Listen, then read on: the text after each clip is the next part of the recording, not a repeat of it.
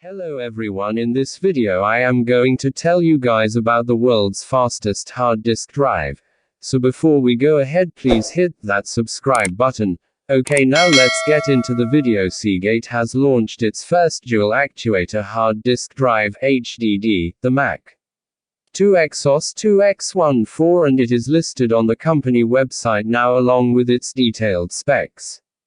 While SSDs have become the standard for workstations and laptops used for business, HDDs are mostly used in data centers since they are capable of storing large amounts of data for cheap. Seagate's latest, however, takes things a little further. The Mac Point 2 comes with multi-actuator tech that aims to speed up the rate at which data is transferred without sacrificing storage capacity. Traditional HDDs have one actuator with both read and write heads. Seagate's Mac Point 2 has two actuators to double both their sequential and random read-write speeds.